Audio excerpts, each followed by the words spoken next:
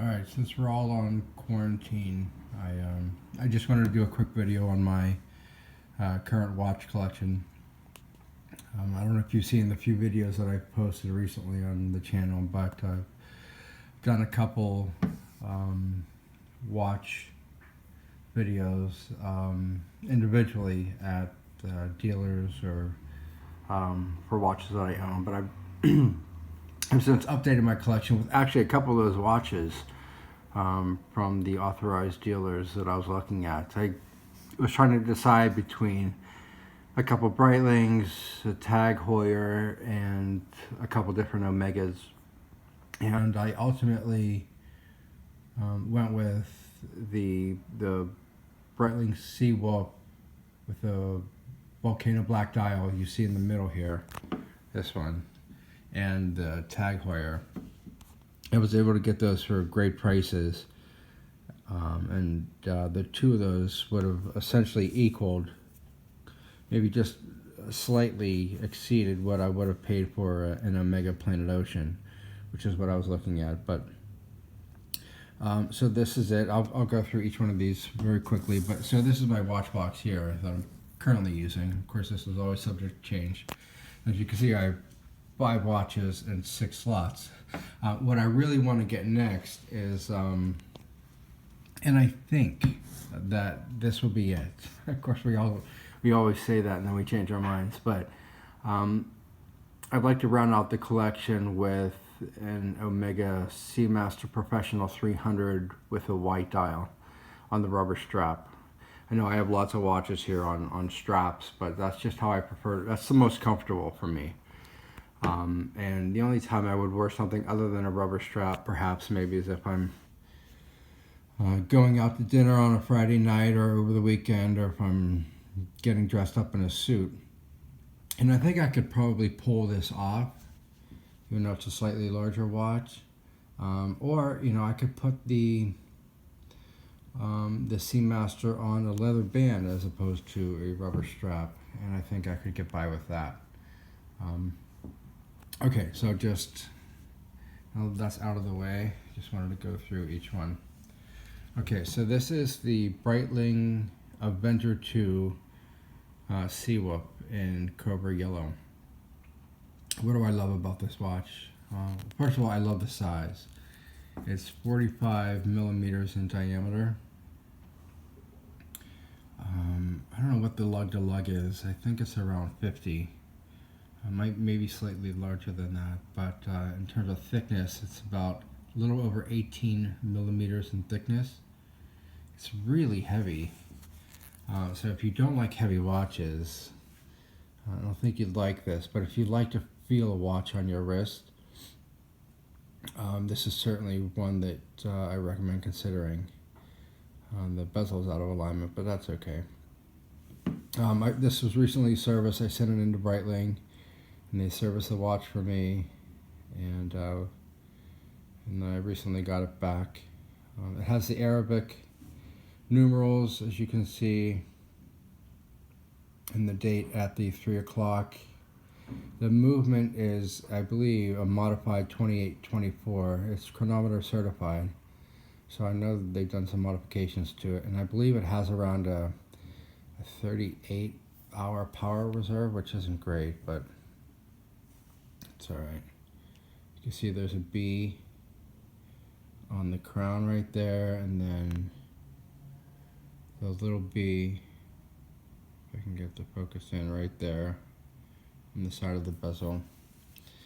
I like that the bezel is brushed, and then the lugs are brushed on the top, and then on the side it's polished. It gives a, I don't like too much polishing because it's too blingy and it's too prone to scratches, but I like the touches of polish around the bezel, like right here on that inner track, and then on the sides, and then the rest of the watch is brushed. And then this is the deployment clasp, which is also brushed. So I don't know if I can pull this off. I'm working with one hand here, but bear with me. Okay. Yeah. Hold on one second. Bear with me one second. Oh, sorry. I'm coming back. Okay, there it is. Okay, so that's what it looks like on the wrist. As you can see, it's big, but it's not overwhelmingly big. You know, it's not a super vendor that's 48 millimeters in diameter. It's extremely wearable. It's on the Pro 3 Pro 3 strap. As you can see, it's got Breitling branding on it. The strap is super comfortable, supple yet strong, and it really takes away from the overall weight of the watch because you're not dealing with the weight of a bracelet. And there's a better look at the deployment clasp. So, okay, so that's the Breitling Avenger 2 Seawolf in Cobra Yellow. Okay, now let me set this down for a second and see if I can do this. Oh, all right. Okay, we'll just do that. Okay. This is one of my most recent purchases, as I mentioned. This is also a Breitling Avenger 2 Seawolf, but this has the volcano black dial. It's got the same dimensions as the Avenger 2 Seawolf. It's 45 millimeters in diameter, around 18 millimeters in thickness. Same polished sides, brushed bezel with a polished inner track, large crown. This also has the date at 3 o'clock. So you might ask yourself, or you may ask me, why would I own two of the same watches? Well, I'd recently sold a Tag Heuer Aquagraph because I had this in mind. I like the stainless steel bezel. I like the additional pop that has as opposed to a ceramic bezel. Don't get me wrong, I love ceramic bezels, but I like the stainless steel, and this was similar to my Tag Heuer Aquagraph in that regard. And to be honest, the only other diver on a bracelet that really talked to me was the Omega Planet Ocean chronograph, which my Tag Heuer was a chronograph, and I wanted to get away from that because it was the dial was a little bit busy, so I like the clean look of this one. But the Omega Planet Ocean chronograph is clean in terms of chronograph standards, but it was, you know, twice as much as this, so I didn't like it for that. And besides, for what I would have paid for one of those Planet Ocean chronographs, I got this and the Tag Heuer you see right there. The non-chronograph Planet Ocean was more similar to my Tag Heuer in size, but when I put it on, it didn't have the wrist presence that I love in my watches, and that's one of the things that I notice immediately when I put it on. Is does it have the kind of wrist presence I'm looking for? And the non-chronograph didn't. So I'm going to set this down for a second, and I'm going to put this on. So there's enough differences between the watches. You know, the Cobra Yellow has the Arabic numerals. This one has the indices. You know, the Cobra Yellow is on a strap. This is on a bracelet. You know, those are just, you know, two big differences. So I felt like there was enough difference. Plus, there wasn't another watch that I loved as much as this one on a bracelet. So this is what I went for. And as you can see, again, it's a big watch. There's no mistaking that.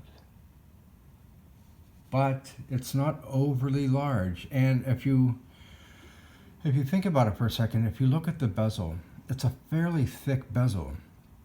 So the actual dial of the watch is slightly smaller than you would expect for a watch that measures in at 45 millimeters in diameter. So I think that contributes to the watch not looking overly large on the wrist. And I have average wrists. And you can see it fills out. If you look at the lugs, the lug to lug distance, it fills out the wrist, no doubt. But if you look at the lugs, they curl down quite sharply. So I think it allows it to accommodate smaller wrists. And there's the helium escape valve, if you can see here. You see, the issue with polishing is it gets fingerprints on it. But that's okay. I'll wipe them down when I'm done. And then there's the clasp.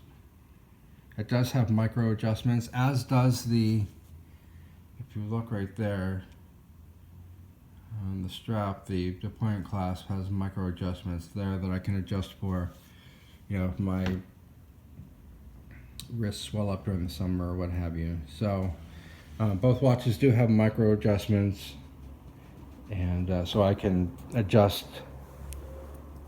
I can make small adjustments as needed. Okay, so we're going to put this back right here. Sorry about the... Okay, I think this is my favorite watch. And I got to tell you, the pictures do not do this watch justice. This is a stunning watch to see in person. It's such a beautiful watch. And I know Tag Heuer catches some grief in the watch collecting community, but I saw this watch at the casino a couple years ago. I was out there attending a show, and we just walked into the Tag Heuer store. I think it was either Tag Heuer boutique or it was a jewelry store that carried Tag. And they had this and then the black one sitting in a case, and the blue just immediately caught my eye. And I tried it on, and then I asked them what the price was, and they said I think it was $5,350, which also blew my mind. But I found this watch in a local jewelry store, and I knew that they had it in their case for in between 3 and 4 years, and there was no movement on it. Obviously, nobody had bought it. And so last year I was considering either this or the Cobra Yellow Breitling, and I went with the Cobra Yellow Breitling. And this year, they still had it. So, I went in and I talked to him and I said, I'll give you $3,600 for the watch, which is, more than, I think it's around a 33% discount. And he went back and talked to the manager and came back out and said, okay, we'll take it. So originally $5,350, I ended up paying $3,600 plus tax, so around $38 and change total. And that's the same with this Breitling, but I'll get back to that in a second. So in terms of dimensions, 45 millimeters in diameter, 17 millimeters in thickness. I don't know what the lug to lug is, but it's not a small watch. And I love the blue touch in the watch. If you see the second hand, that's the chronograph hand. And then it has a clear case back. I don't know if you can see that, and see the column wheel to the left. It's hard to see, but this is the Tag Heuer 01. And now Tag Heuer has come out with the 02, and it's getting increasingly difficult to find the 01. So why did I go with the older version? Well, even though I hadn't seen the Tag Heuer up to 02 up close, I had a conversation with a guy, and I noticed it as well. But the way the 02 is formatted, they have those crossbars and then the Tag logo in the top center on the 02, and it really cuts away from the depth of the watch. And so the 01, in my opinion, has more depth to it than the 02, and it also has more reflective surfaces. So it catches that light in a lot more places than what I've seen on the 02. There's the date wheel in between 3 and 4 o'clock. So it's got the exposed date wheel. Here's a chronograph. The bezel, I believe, is ceramic. That's what I've heard, but then there are a couple places where it mentioned it as something else. But I believe that the bezel was ceramic. And the sides are PVD coated. And then there's the clasp. So we're going to try this. We're going to try and put this on real quick. Again, I apologize, but I just want to do a quick work shot. I don't have a stand for my... Okay, so there's the watch on the wrist. Look at that. It looks beautiful in the video, but I got to tell you, it's even more stunning in person. I mean, this thing is just fire on the wrist. It's a sexy watch.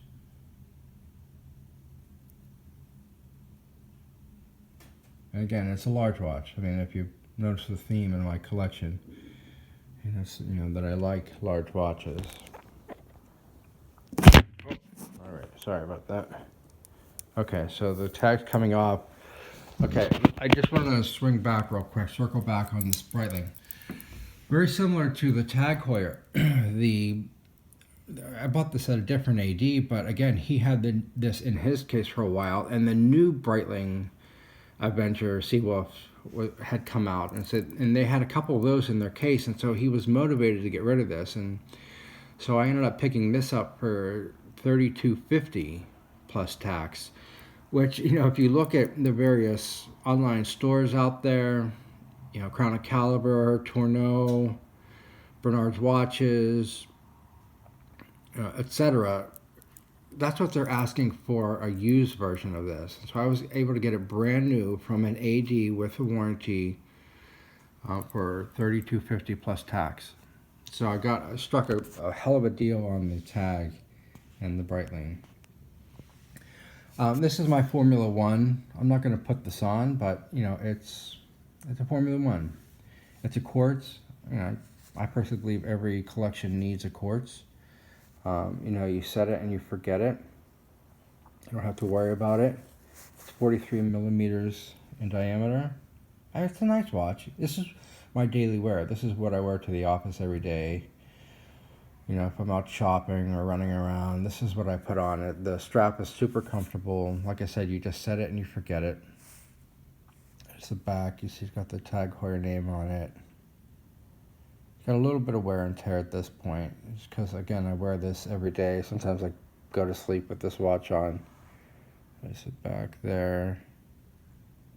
A little checkered pattern. It's around 13 millimeters in thickness, so it's not a small watch by any stretch of the imagination, but it's also the smallest in my collection. But it has decent wrist presence, and like I said, for an on-the-go kind of watch, I think I like a smaller size just because, you know, I'm moving around, I'm swinging around. You know, these take a little more oomph to carry on your wrist. You know, I mean, you know that they're there. You know, this one is a little more agreeable in that respect. The bezel is carbide coated, and I gotta tell you, I smacked this thing against elevator doors, desks, you name it, and not a single mark on the bezel. In fact, I don't think there's a single mark on this watch. There might be a few scratches on the back, but I don't think there's a single scratch on this entire watch. It's got the date. It's a chronograph, which I don't really use, but I bought this watch from the same dealer that I bought that watch from, and I was able to get this for $1,100 plus tax. I got retails for 13 maybe. You know, I think that's what they had the retail price at, 13. And the straps are very comfortable. It feels kind of hard at first and not real supple, but it is very supple, and it does over time soften up a little bit. You know, so it's a little less rigid. So it's softened up a little bit over time. But that's my Formula One. And then this is my G-Shock GG1000. It's a twin sensor. It has the temperature and the compass. And also you can do a bearing on it. And it has the stopwatch. It also has a world timer. And it's got, I believe, 5 alarms. I'm going to switch hands here for a second. It's, I think, 55 millimeters in diameter. And around 17 millimeters in thickness. This is what I wear when I'm doing outdoor activities. Biking, kayaking, hiking. This is what I put on because I don't want to put any of these watches on and risk damaging them. It's a large watch. I'm going to see if I can put this on again. I'm going to try and, sorry, my fingers are right there.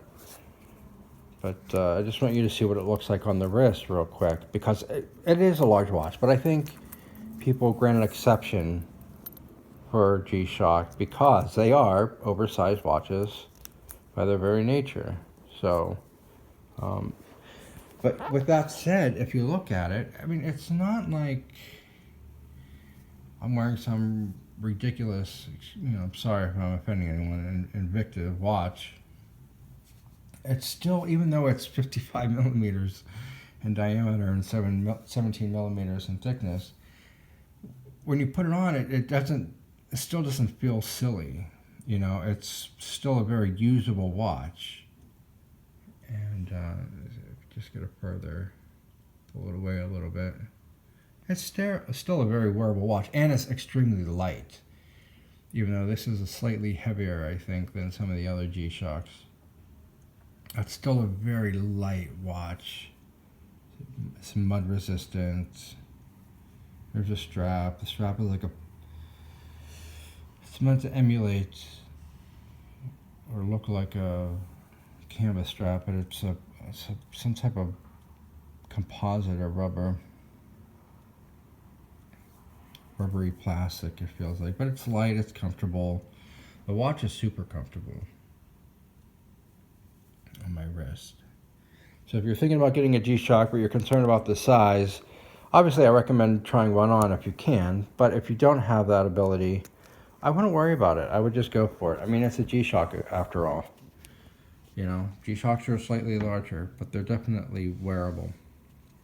At any rate, that's my collection. So at this point, I've got the Seawolf Cobra Yellow. I've got the Seawolf Volcano Black. I got the Tag Heuer 01 Skeleton. The Tag Heuer Formula 1. And the G-Shock GG1000. And I hope to add an Omega Seamaster Professional 300 on a rubber strap, and then maybe change that over to a leather strap at some point. And I feel like that's a really good collection. At some point, hopefully, I'll get a Rolex, just because it's Rolex. But I'm pretty happy with this collection. And I've sold other watches that I've owned, and I really want to limit my collection to watches that I have an emotional response to when I see it and put it on. I want to love every watch that I own. And that's what I feel like I've achieved here, perhaps maybe not the Formula One. I love this for what it is. I don't get the same emotional response as I do when I look at my Cobra Yellow, Breitling, or the other Breitling, or the Tag Heuer Blue Touch. But nevertheless, I love it for what it is. And I feel like every watch collection needs a quartz, something simple that you can throw on. And I like that it's the Tag Heuer name as opposed to something else. And I wouldn't want to pay more for what this watch is or means to for my collection. At $1,100 with the Tag Heuer name, it's got a reliable Ronda quartz movement. You set it and forget it. So I love these watches a little bit more in terms of visual appeal and what they mean, but I love this watch equally in a different sense. And of course, every collection, in my opinion, needs a G-Shock because you don't want to beat the hell out of your other watches. So that's what I want to do. And I have that same emotional response when I see the Omega Seamaster Professional 300 with a white dial and the black bezel, black ceramic bezel. I have that same emotional response. I have a video of that on my channel. You can take a quick look at it. But it's a beautiful watch. So that's what I want to add. And I feel like I can be content with this 6-watch rotation for the foreseeable future. At any rate, I appreciate you watching, and have a good day. Bye-bye.